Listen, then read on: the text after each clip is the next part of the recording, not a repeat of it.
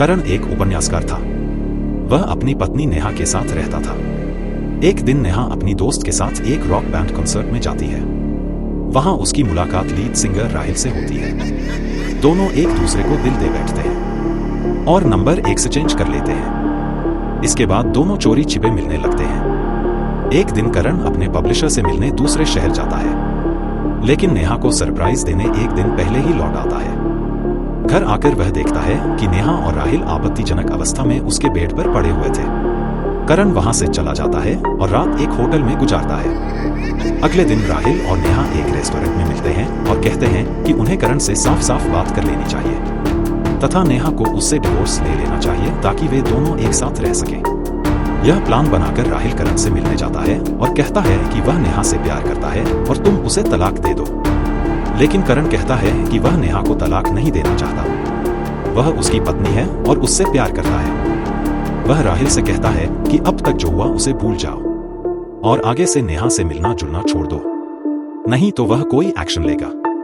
लेकिन राहिल कहता है कि वह नेहा से प्यार करना नहीं छोड़ सकता और वहां से चला जाता है। बाद में नेहा भी शाम को घर आती है और करण से कहती है कि वह राहिल से प्यार करती है और अगर तुम तलाक नहीं दे सकते तो वह उससे मिलती रहेगी।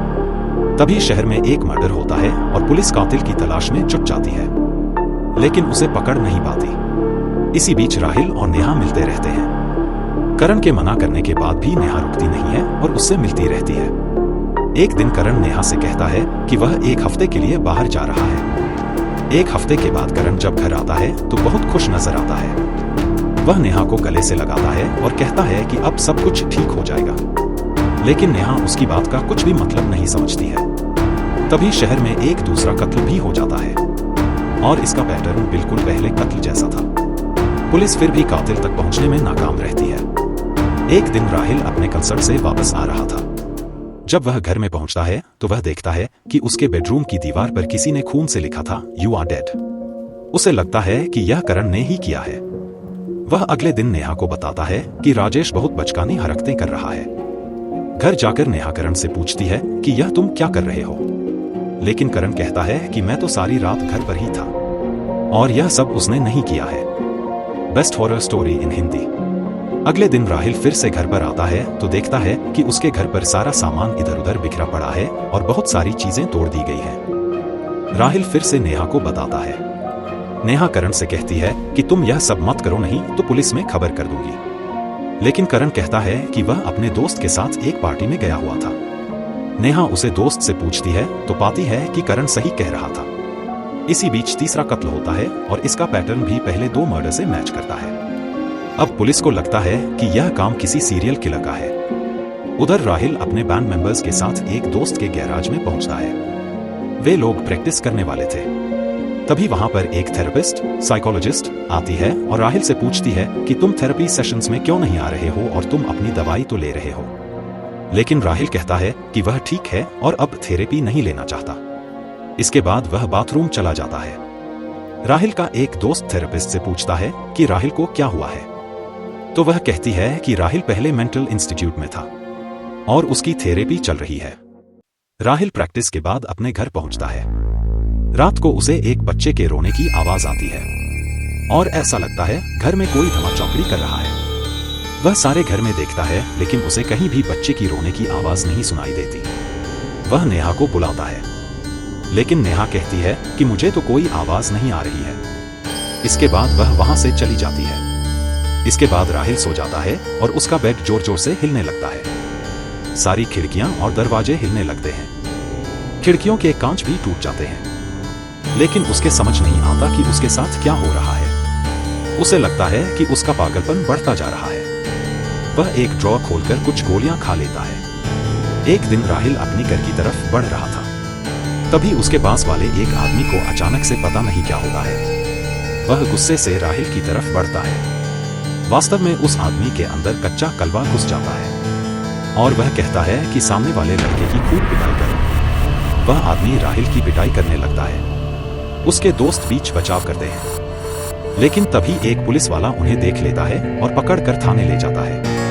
अब राहिल कहता है कि करण ही उसे परेशान कर रहा है और उस आदमी को भी उसी ने भेजा होगा। पुलिस वाले करण को भी वहां बुलाते हैं, लेकिन पूछताछ में पता चलता है कि करण उस आदमी को जानता तक नहीं है और राहिल के सभी आरोप बेबुनियाद हैं। तभी करण कहता है कि शायद स्किज़ोफ्रेनिया की वजह से राहिल के साथ ऐसा हो रहा है। करण ने अब तक राहिल की पूरी हिस्ट्री निकाल ली थी। ब्लॉग हॉरर स्टोरी इन जब राहिल से उसकी बीमारी के बारे में पूछता जाता है तो वह कबूल कर लेता है, लेकिन वह कहता है कि उसका इलाज हो चुका है और अब वह पूरी तरह से ठीक है।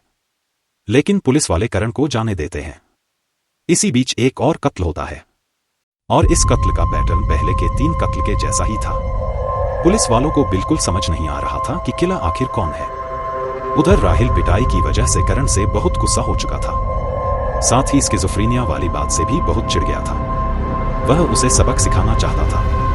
वह करण के घर आता है और नेहा को पुकारता है। जब नेहा आती है तो वह करण के सामने उसे किस करता है। फिर वह एक लोहे के तसले में अग्नि जलाता है और नेहा के साथ 7 फेरे ले लेता है। वह करण से कहता है कि नेहा अब उसकी भी पत्नी है। फिर वह वहां से चला जाता है। अगले दिन करण एक तांत्रिक के पास जाता है।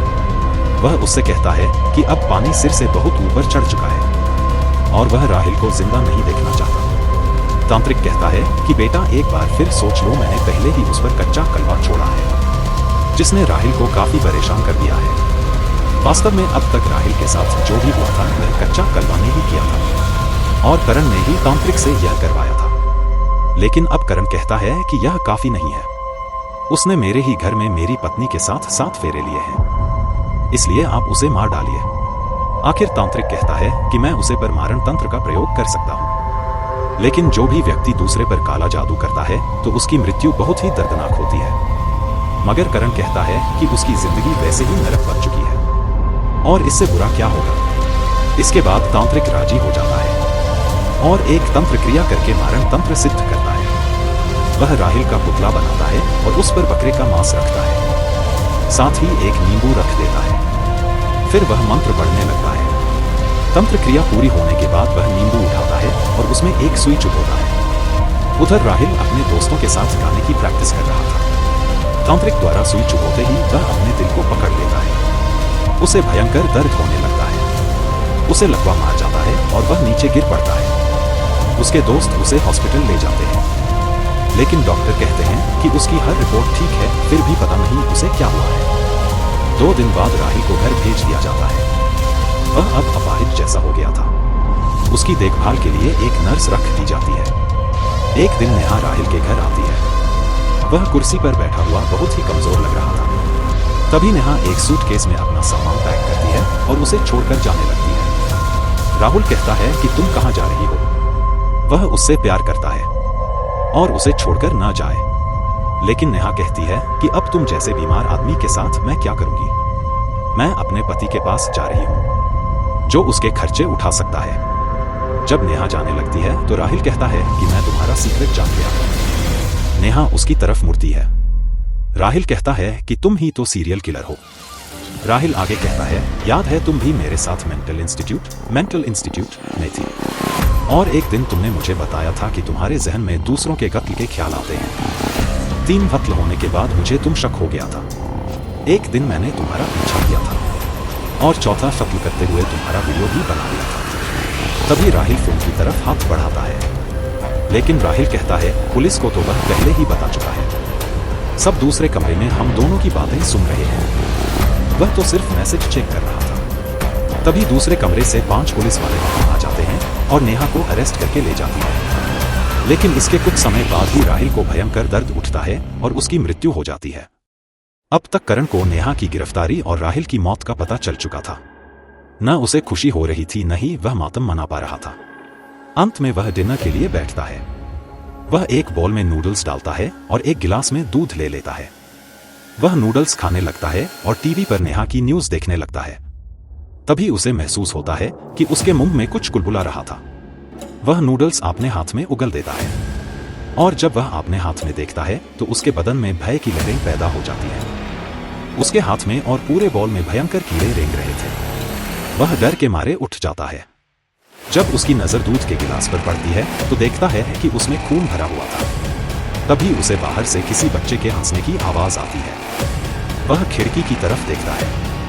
खिड़की के बाहर कच्चा कलवा खड़ा था जो उसे देखकर हंस रहा था। डर से कांपता हुआ करण दरवाजे की तरफ भागता है और फिर काली अंधेरी रात में चीखता हुआ घर से बाहर भाग जाता है।